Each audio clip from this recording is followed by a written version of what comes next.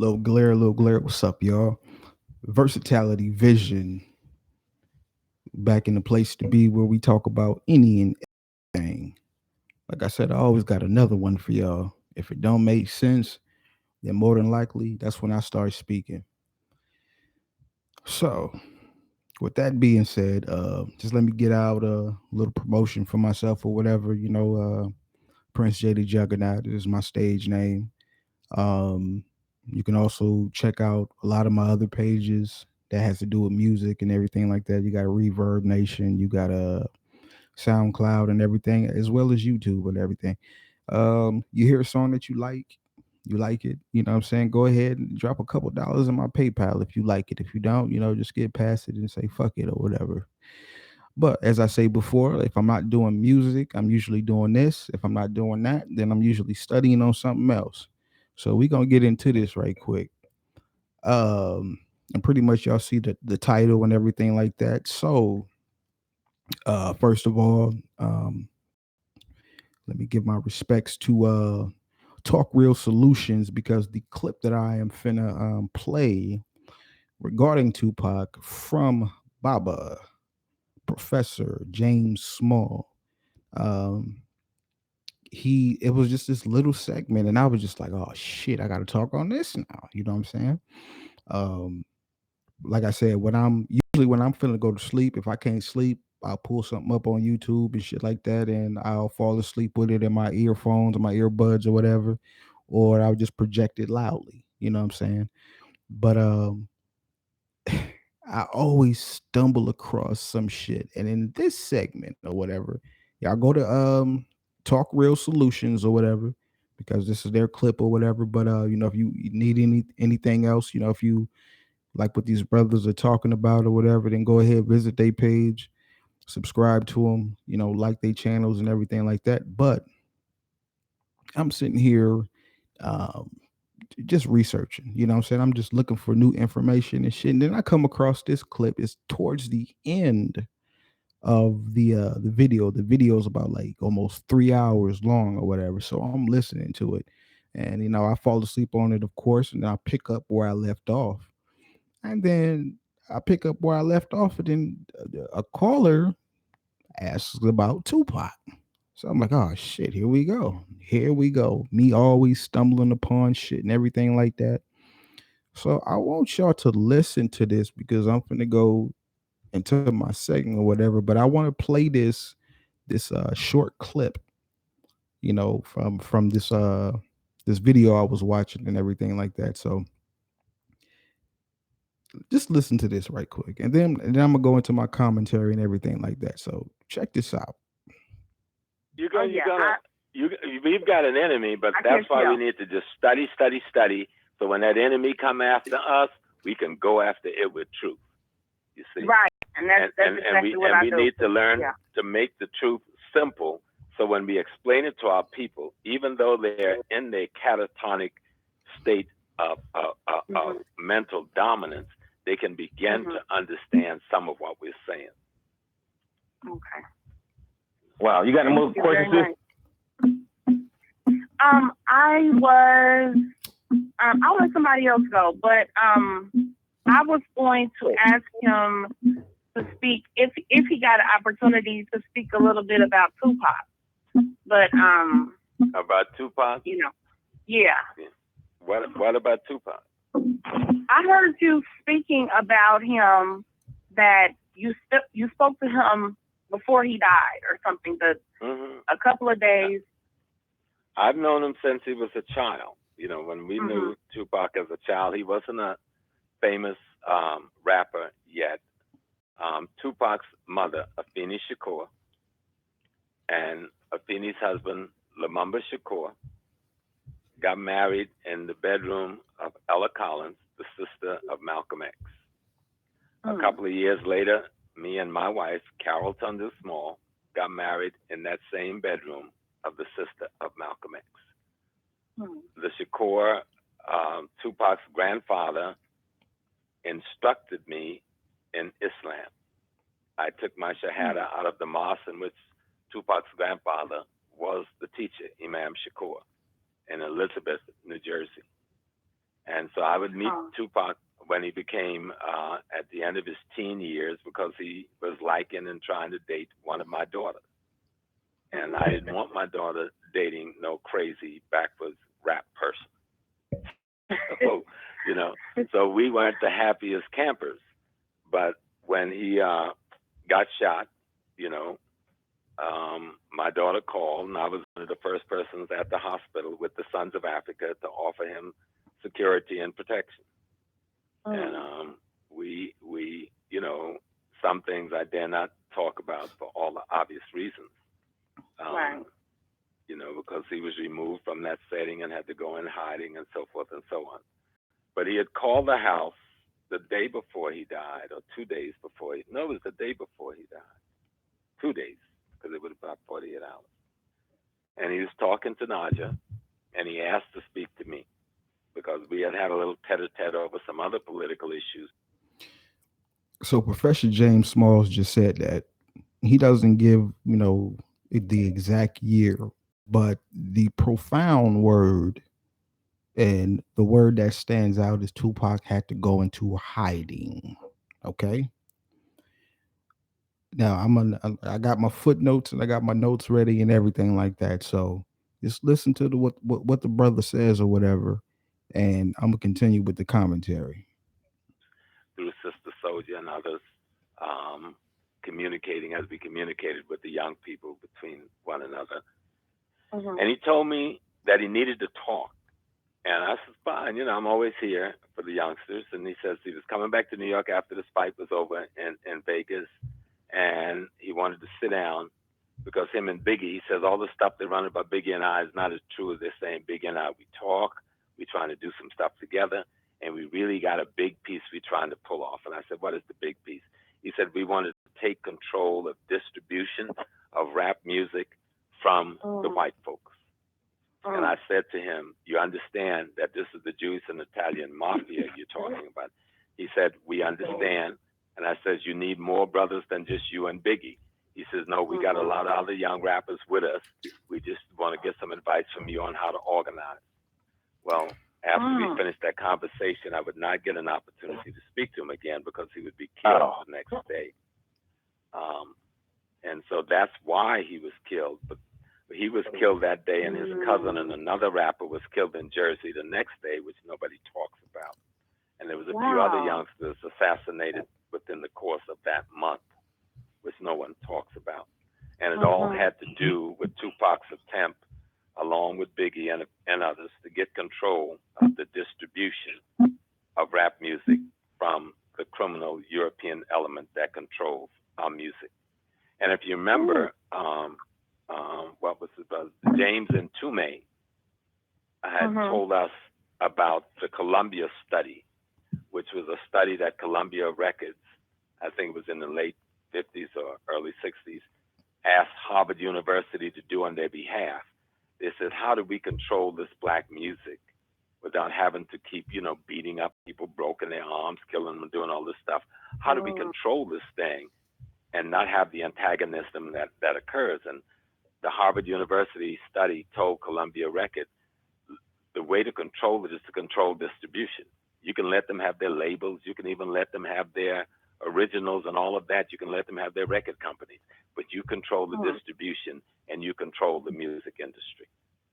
And so when Tupac and them went to take control of that distribution, that was it. They were trying to take control of a multi-billion-dollar industry from some of the worst criminals in the Western Hemisphere. And it cost both of those brothers and others their lives. Wow. Dr. All right. Well, one second. Well, I didn't know how long Professor Smalls was going to stay with us tonight, but there's 21 minutes left on the show, and I will schedule a second. Shit. I'm pretty sure like a lot of people probably didn't know that or whatever, but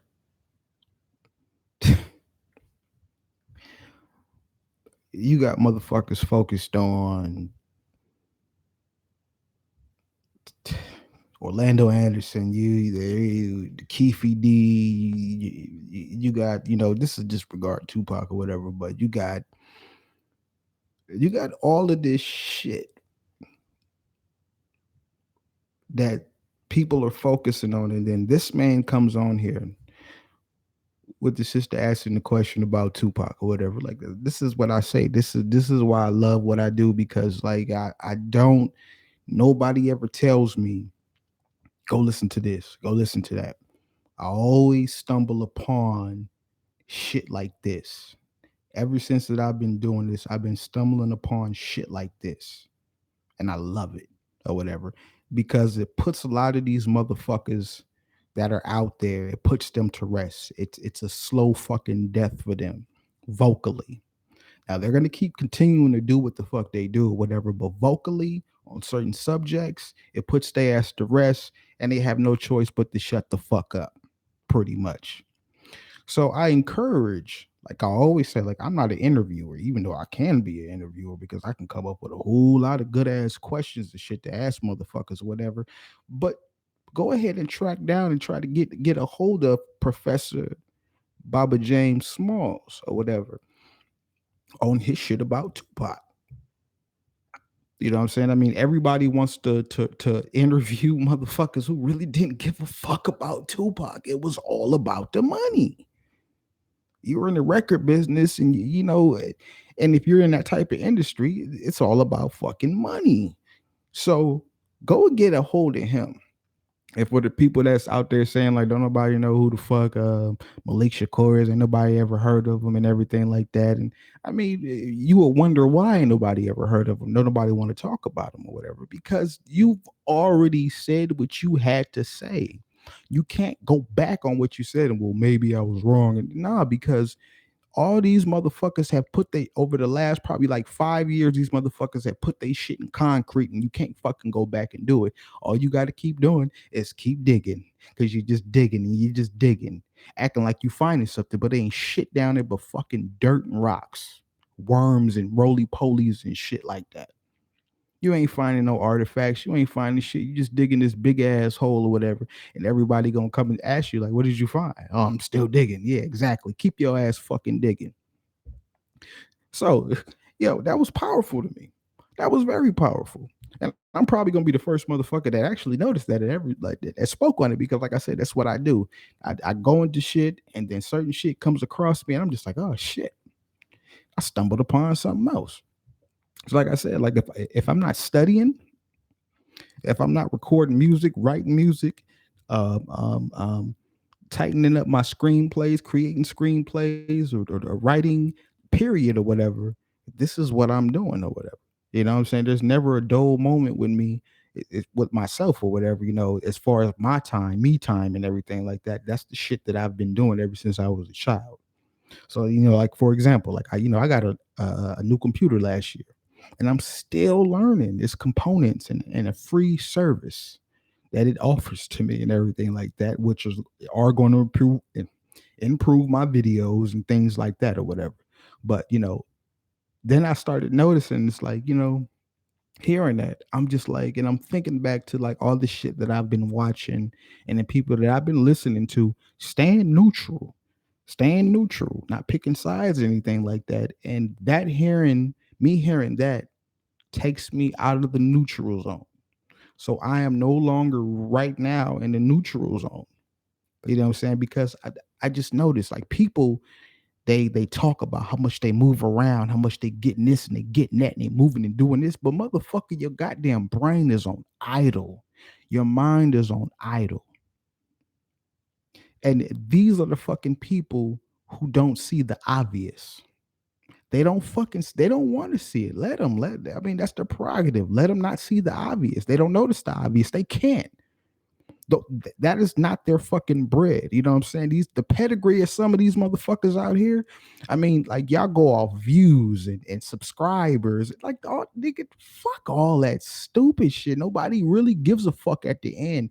Nobody's gonna hand you a reward for having multiple viewers, multiple fucking subscribers, and comments or thumbs up and everything like that. All that shit is delusional. That all that shit is distracting. I don't give a fuck about that. I got 74 subscribers. 74. These are real people. These are not people that I paid or I begged and I spammed on their page. Come visit me and come do this and I don't do that shit. I don't give a fuck about that shit because that shit don't pay the bills at all. Even if this shit comes up in revenue and everything monetized and all that shit, none of that shit matters at the end of the fucking day because that's not my approach. That is not my forte. That's not what I'm going for. But a lot of niggas got fucking that. Like it's like they like fucking females, my nigga. It's fucking a bunch of little bitches because that's all they talk about. All they talk about is views and subscribers. And I'm like, nigga, come on, man. It's motherfuckers on here right now with a fucking goddamn mask on their face running around on the beach or whatever. I seen on the goddamn advertisement. The nigga got over a million subscribers and views and shit like that. I mean, for what? For being a dummy? But like I said, that's none of my business. That's none of my business. But these people dance around shit like this. Like I said, they're a part of this cesspool, the crabs in the barrel mentality, stepping and fetching. One's stepping, one's fetching. That's what Lawrence Fishburne said in fucking Boys in the Hood to Trey and Ricky. Fuck is wrong with y'all? What are y'all, Amos and Andy? You stepping, he's fetching? A bunch of fucking dummies.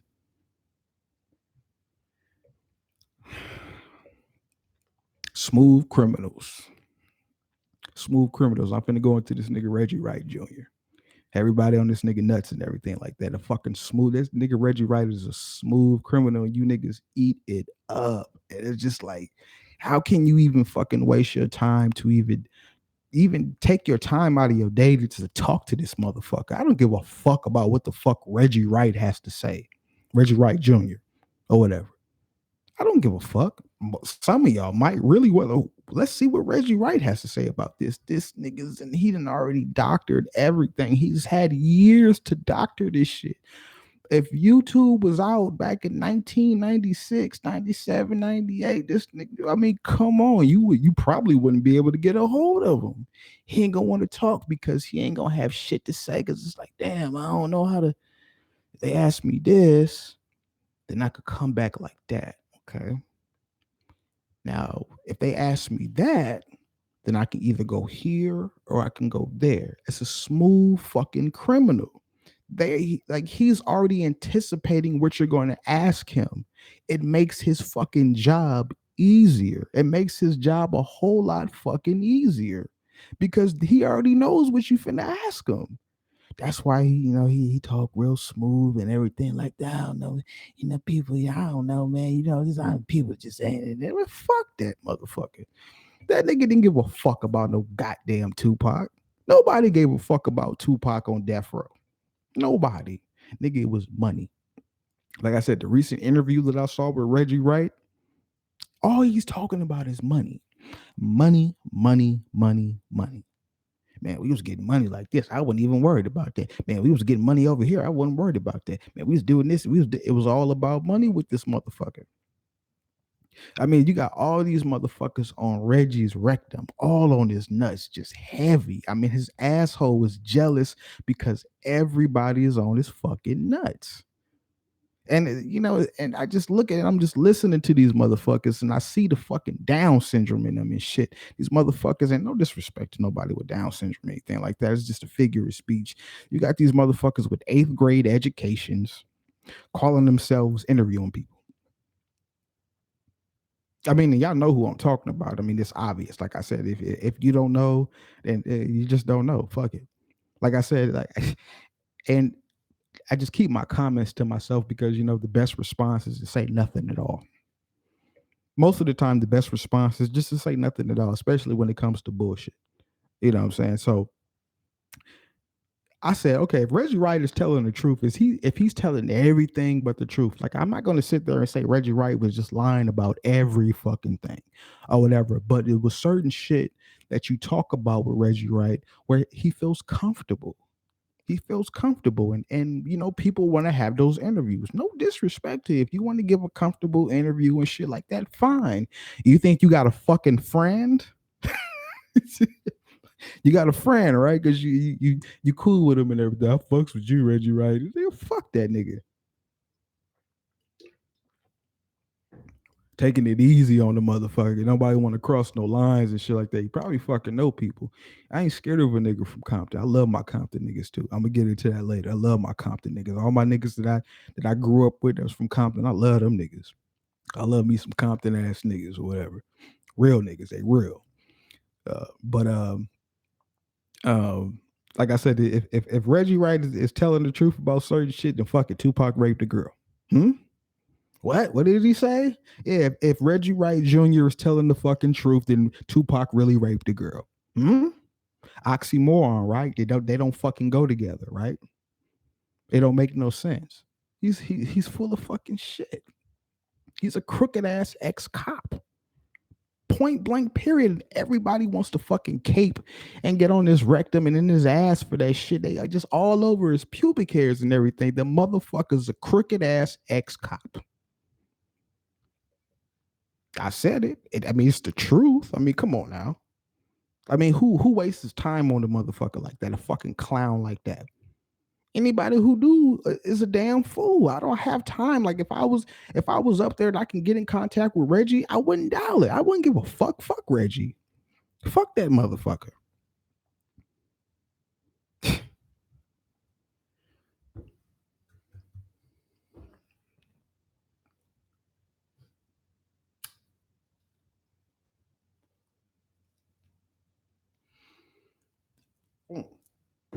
Shit. Try not to put so much shit in the fucking camera. But like I said, Smooth Criminal. Did you think Reggie thought that he was going to get caught for what he did? I mean, and you motherfuckers are so fucking blind to the fact where it's like, nigga, you just told on yourself right there. I mean, you're telling on yourself. You don't have to say anything to tell on yourself. Your actions do it for you. For a lot of motherfuckers, that's what happens. Your actions, you can tell on yourself by actions. You ain't got to say shit. The shit that you doing, he's a fucking pool putt. He's a pool putt. Reggie been a pool putt. I mean, it goes to the point where it's like, why do certain motherfuckers join the goddamn the police academy? It's either their size, their mentality. I mean, some people say like, oh, they were bullied as children, and everything, or they have no fucking other place in the goddamn world. So I can say if I was a police officer, I would feel like I'm Superman. I got the squad with me. I have a fucking walkie-talkie. I got a Glock on me and shit with extra clips, handcuffs, mace, batons, stun guns, nigga. I feel like nigga, I'll rule this shit. You goddamn right. My vest is bulletproof too. Who fucking with me? Come on now. Let's be real. Let's be fucking for real. But nobody wants to do that. Nobody wants to be for real.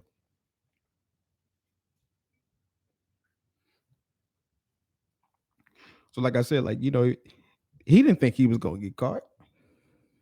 And y'all putting him on in the spotlight for dumb shit. I don't think anybody was really interested in Reggie Wright Jr. after before he got, you know, got caught doing what the fuck he was doing or whatever. But people still wanted to speak with him and everything like that, just to get his side of the story and shit like that. Which is fine. That's cool. That's cool, whatever. But the nigga didn't think he was gonna get caught. That's what I'm talking about. You know, some smooth criminals, they outthink themselves. They're their own worst fucking enemy. Those are smooth fucking criminals. That's what they do.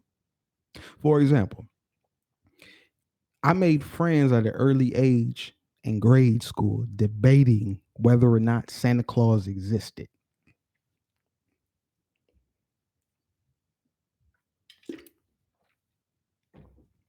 I'm a natural debater. Natural. Never been in debate school. Never was on a debate team or whatever. But like I said, when certain shit don't add up, I just start talking or whatever. And people get mad at that. I don't give a fuck. So let me say that again. I made friends at an early age in grade school debating whether or not Santa Claus existed. Well, why would you say that? Now remember, we're children at this time. I said, okay, fuck this. I live in a trailer park. A trailer park. Orange County, Garden Grove, California. I want to say from maybe the earliest was 91, but I'm just gonna stretch it to 92. 92 to 2001. I lived in Orange County. Visited LA and everything like that with family, Long Beach and all the surrounding areas and shit like that. I was around all that shit. You know what I'm saying? And I'm not like I said, I'm not disrespecting Compton or anything like that. Like I said, I love Compton. It's a small city in the middle of everything else or whatever. Like it's certain dudes from Compton who really thought that they had to prove themselves because that was Compton. It was just right in the mix. You on the left of you got Long Beach. You got the fucking goddamn 710 freeway right there. You got the 91 that connected to 710 freeway. You know what I'm saying? It's right there. It's all up in your motherfucking face or whatever. And that's like, like Compton and Long Beach are pretty much like brothers and shit like that. Not like cousins. They're no more like brothers because LA, you got to go on the 105, then you got to transfer to the 110, and then you in LA or whatever. Even though the 105 is still LA, you got Watts and shit, everything over there. But I I would debate with motherfuckers, but like the Santa Claus don't exist. How this motherfucker exists, and I live in the trailer park, and he supposed to come through the chimney. All right. I remember I forgot what the kid was. It was a real big kid at the time, and we was like second graders, third graders, big ass white boy or whatever. I don't know if he was mixed with something or what, but he was a big ass kid for his age or whatever. And this motherfucker would try to chase me around the playground. I was like, fuck Santa Claus. Fuck him. The motherfucker running out of breath. How you gonna tell me Santa Claus don't exist? Santa Claus brought me a new Sega Genesis and a Super Nintendo with more games and everything that I can play. I'm like, motherfucker, that was your parents. They didn't want to believe it. Like, even before my mom even broke it down to me, she was like, you don't believe in Santa Claus, do you? I was like, no, I really don't. So she was like, pretty much you know that I go out and I buy the shit with my own money and everything, pretty much. I was like, yeah. And I told her, I was like, I remember my mama left her purse. She left her purse laying around the time in Christmas. I think it was during the holiday or whatever, when we out of school, and her purse was open, and she had the Christmas list that I had written and my sisters had written. She crossed off the shit that she was going to get and circled the shit that she was going to get. And I was just like, man, right there. I didn't have to fucking go and cuss out my mother or anything and tell her why you lied to me and anything like that. I just knew. It's just certain shit you just know. And that's what I knew. I knew Santa Claus wasn't real. I'm like, okay, this is what I'm going to do. I think it was like the summer of, not the summer, it was the winter of like 94, 95. Because I remember that's when Mortal Kombat 2 came out. I was a big Mortal Kombat fan. And I was making sure any Mortal Kombat game that came out for Genesis that I was on that shit. If I didn't get anything else, I wanted Mortal Kombat or whatever. So I stayed up. I stayed up for a long time. I stayed up to about like 4 or 5 o'clock in the morning. Next thing I hear shuffling. These are bags and shit being pulled out to my mama room. The bags getting pulled out the car and shit like that. Wrapping gifts and everything like that. I was still excited, but I was like, that proved my point. There wasn't no fucking Santa Claus. So, like I said, I stayed up. I'm waiting for a motherfucker to knock at the door because the motherfucker ain't no chimney in no goddamn trailer home, no trailer park. What you gonna do? Knock on the door? And ain't nobody leave no cookies out or nothing like that. I mean, I don't want to get into all of that shit or whatever, but I mean, you get the fucking point. So, and it's just like, to some people, Reggie Wright Jr. would be considered an OG. I mean, he probably has that status. And I've met a lot of OGs in Cali, when I was growing up. I met a lot of OGs, especially when I got out on my own. I could have swore something was gonna happen to me because it was like I was out on my own. I had my own whip and everything like that. So I was like, "Fuck it, man. Whatever. I got to do what I got to do. I work on. I work here and I live here and everything like that. Fuck it or whatever." But then, like I said, I had certain OGs that people will hook me up with, that serve me them trees or whatever, serve me that, that good Cali Dro or whatever, that Kush, what I'm saying, that fire chronic and shit like that. And I would have to go to these fucking crime infested areas that people have made movies off of, and the same fucking goddamn atmospheres and the sets and everything like that. I went there. I've been there to the fucking Nickerson Gardens. Scared than the motherfucker. Scared shitless. I'm like, I'm doing all this for some fuck for a bag of weed. I can get jumped, robbed, banged on, shot, or whatever. But I said, fuck it, man. Fuck it.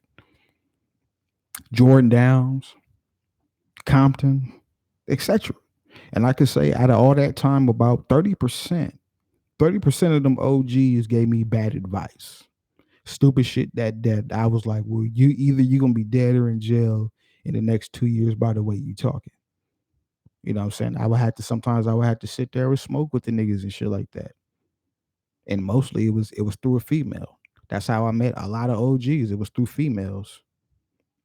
Like I always said, females in California, they taught me where to go, where not to go, what to wear, what not to wear, what hat to wear, what hat not to wear, what colors to wear. Of course, you already know that or whatever. But yeah, I've been around it, and a lot of them, eventually some of them moved to the suburbs.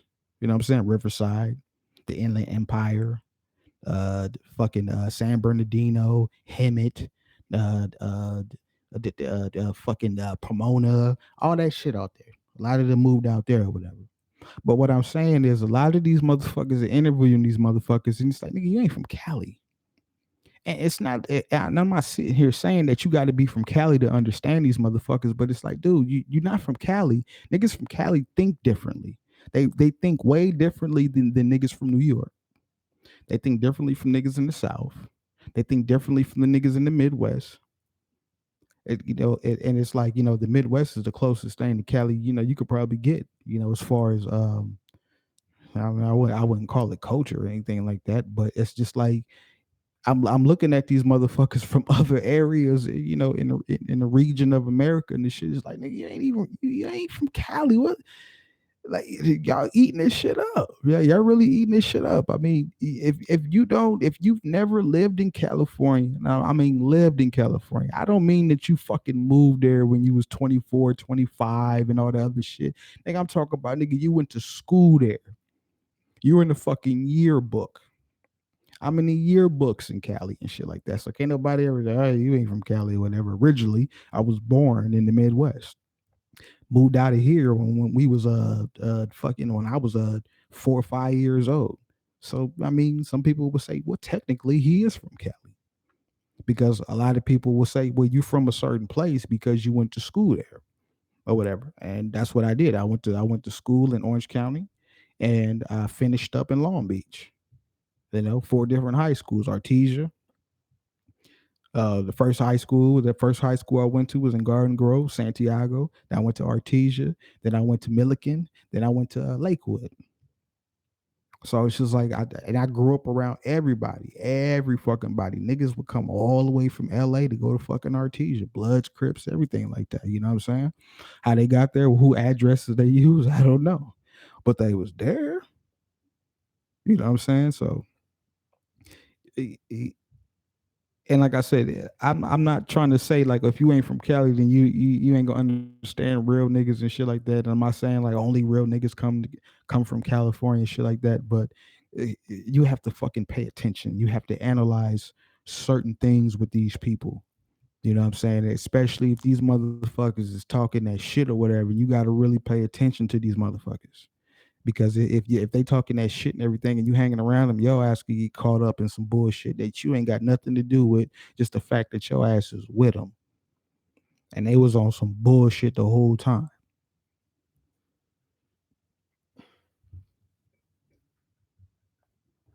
Reggie Wright Jr. We got, I mean, kudos. I mean, that's brownie points. Come on now. Brownie points. If you interviewing Reggie Wright Jr., those are brownie fucking points.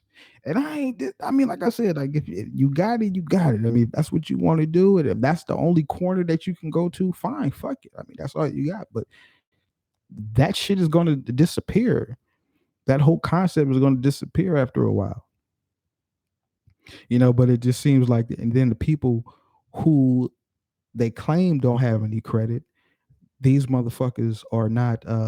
They don't give credit to people who are not there musically, as far as when it concerns Tupac. They wasn't there, and they was there, and everything like that. Everybody got their own fucking goddamn elixir. They got their own formula when it came to how they visioned Tupac and what they saw and everything like that, which is cool and everything like that. And like a lot of people can look back in hindsight 2020 in retrospect and be like, at that time, that's the way he was, that's the way I felt and everything like that. And some people still hold on to that shit. They hold on to that feeling. They hold on to those emotions and shit like that.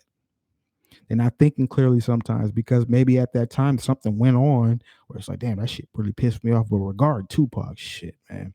Yeah. But they probably thinking about it at that time. Well, shit, motherfuckers was getting their ass whooped and shit like that. It was tension here, it was tension there, and everything like that. So, and like I said, I'm not disrespecting anybody. I'm not disrespecting anybody. Like I said, when shit just don't add up, it just don't add up. Like people want to say, "Oh, another conspiracy theory." Y'all keep throwing it out. I mean, you just shooting blanks. You just keep shooting blanks because that's all you can go. That's the only place you can go. That's just like if a motherfucker's bagging on somebody right now. Like right now, my tooth is chipped. So if I'm bagging on the motherfucker, like, what about your teeth? Go get your teeth fixed. How much caliber is that? What are you shooting a 22? Nigga, that ain't nothing. That ain't nothing. And like I said, a figure of speech, because a 22 will fuck you up and it travel through your fucking body and everything like that. But a figure of speech, like you shooting a 22 at me, like nigga, that's nothing. That's nothing. What about the 40 cal, the 45 cal? Nigga, shoot that shit. Fuck that. Mossberg type shit or whatever. But like a lot of people that they say don't have no credit. They don't have any credit. So like I said, go out and get Baba James Smalls. Go out and get him. Ask him, do he know Malik Shakur? Has he ever seen Malik Shakur or whatever?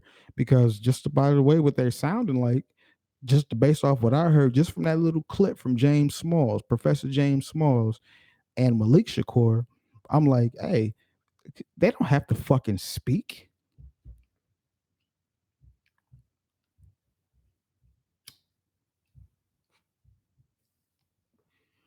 You heard him say he's not going to speak on everything. They don't have to speak on everything. Who the fuck are you? Who are you for them to speak on that shit? But out of respect, yeah, if you can get them, get them. If they don't want to talk about it, they don't have to talk about it, whatever. But I would like to see somebody interview Professor James Smalls on the topic of Tupac. Nothing real heavy and anything like that. Ask them a couple questions, let them talk, let them elaborate or whatever. Get off with them. Bam. Now you have that. Now, lastly, let's go into the bulletproof jersey theory. Oh my God, you niggas is stupid when it came to this. You motherfuckers don't do y'all research before y'all start speaking. That's why I can't respect a lot of you motherfuckers. Y'all don't do no research. Y'all just hear it.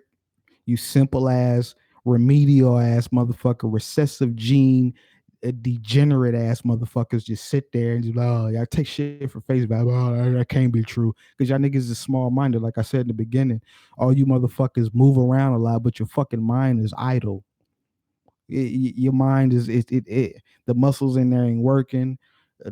Whatever's in there, whatever's in the brain and everything like that. I'm not a neurologist and shit like that, but the electricity is not probably going to the left side of your brain or the right side. And for in most cases, a lot of you motherfuckers don't use both sides of your brains. And when we've known that, you can look up that shit as well. You know what I'm saying? This motherfuckers use more of their left side of their brain than their right side, or vice versa, or they don't use it at all. And there's some of us who try to use both sides of our brains. Like they said, like we only use 10% of our fucking brains. So, like I said, the bulletproof jersey theory that everybody that didn't came up or whatever. Now everybody's talking about, yeah, he had a bulletproof jersey or whatever, and everybody just shot it down without doing a fucking research. This is where I come in at, and people like me. This is where we come in at. Go to bulletblocker.com. Bulletblocker.com. I just did my research on it. This is what I found. I don't know if y'all can see it. This is on my phone.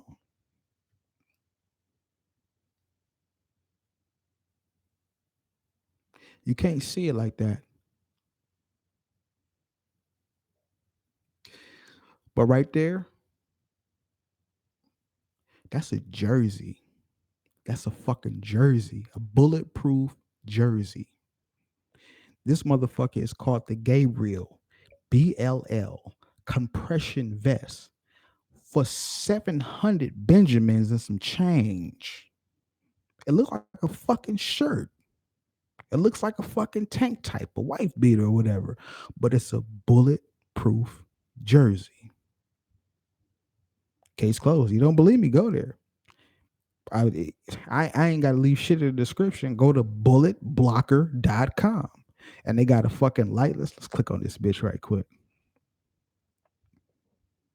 The Gabriel BBL level 3A vest, ballistic base layer compression vest, ultra concealable and lightweight for $729. I'm not gonna read the product description and all that other shit, but in a nutshell, it says whether undercover task force member, a silent operator, or a private citizen needing ultra concealable piece of body armor, the Gabriel BBL gives you the tactical advantage you need and the ultimate comfort you deserve. Ain't you sold off that? There's nothing new under the sun. See, motherfuckers, like it's just like people think that we were still living in the Stone Age in 1996, even though some of us were children. Yeah, I was 10 years old in 96. But it's like everybody's like, that shit didn't exist. You know, bulletproof jersey. Ah, fuck that. Get the fuck out of here with that. Nigga, do your fucking research and then say something. But the proof is right there. It's right there in front of your fucking face. Now what you got to say? What you gonna say? That Tupac didn't have it because it's a website now. You can go on your phone and you can just click and buy and shit and everything like that. And the thing that pisses me off when it comes to Tupac is everybody thought this nigga was a dummy like they are. Like, nigga, use a dummy. You're the fucking dummy. You're a dumbass. You're remedial. You're slow. Why did Tupac have to be that way? Just because you are, just because you don't think like the motherfucker. Why does he think like you? No, you the type of motherfucker, you the type of person that will get caught slipping. If a motherfucker try to take my life and I got a way to get the fuck out or protect myself, then you think I'm finna sit around like a sitting duck and get popped off? The fuck you. And a lot of you motherfuckers don't want to realize that because y'all done already took y'all shit. Like I said, y'all done dug y'all hole, put cement in the motherfucker, and now you can't do nothing about it. There's nothing you can do about it. So I'm gonna end on that note. People think that Pac was just reckless. He was just recluse. Like he was just he was just mad at the world, and this nigga wasn't thinking clearly, and he was drinking and smoking, and he couldn't keep a sober mind, and he was just on Suge coattail, and he was on Snoop coattail, and he was on everybody's fucking coattail. But at the same motherfucking time, real motherfuckers, nigga, we're always thinking. I don't give a fuck if it's a shindig, a party, we at the strip club or whatever, in the streets or whatever, nigga. We always thinking about what could happen. The motherfucking done already tried to take my life before, and I survived that shit. So I'm not gonna sit around and let it happen again. You got to be a dummy, and that's how you motherfuckers are thinking. Not all you motherfuckers, but some of you motherfuckers is thinking like that. Y'all thinking that this motherfucker just sit there. Tupac just took the L in '96. Fuck it, you motherfuckers. I mean, come on now. Let's be real. Like I said, a lot of you niggas try to put yourself in California politics and street gangs and everything like that. Y'all don't know shit. Y'all don't know a fucking thing about California politics when it comes to fucking gangs and shit like that. Y'all don't know a goddamn thing. Y'all just speculate. That's all y'all do. That's why it's hard to believe you motherfuckers. That's why it's hard to listen to you motherfuckers. That's why I don't listen to you motherfuckers. Because y'all don't do y'all fucking research. And that's all it comes down to. Once again,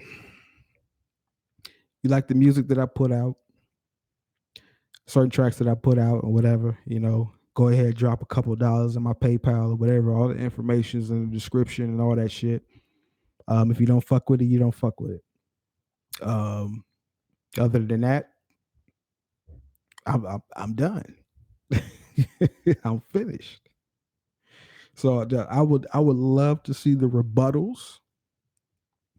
Like I don't have no reason to call nobody's names out and shit like that. I don't have no reason to do that. I mean, I could. I really don't. I really, like I said, I'm the type of motherfucker. I speak when I'm spoken to. When motherfuckers say my name, then I'm coming at you. Regardless, I don't give a fuck who you are, where you from, where you stay at, how big you are, how old you are, where you from, what set you represent, what set you used to represent. You a fucking that you was in the military. I don't give a fuck about all that shit. That shit don't phase me. I'm still a fucking man. I don't fear no motherfucking man. You bleed just like I do, nigga. Fuck you. You talk that shit just like I talk that shit. We bleed the same blood. So I would love to hear the rebuttal when motherfuckers start talking about this bulletproof jersey. Motherfuckers talking about Reggie Wright bitch ass, his cricket cop ass, and what Professor James Small said. Another disclaimer: if you have been watching this all the way through and you're offended by language and everything, go fuck yourself. I don't give a fuck about language and everything, and watching my tone and curse words and all that other bullshit. I don't give a fuck about that. Like I said before, my mother was involved with a lot of road rage, and I heard a lot of curse words. So I don't give a fuck about people thinking about what's coming out of my mouth. It's not important or whatever. But I would just love to see the material that's going to come from certain people regarding this and what they have to say about this. Because like I said before, when Malik came out, a lot of you motherfuckers is now scrambling.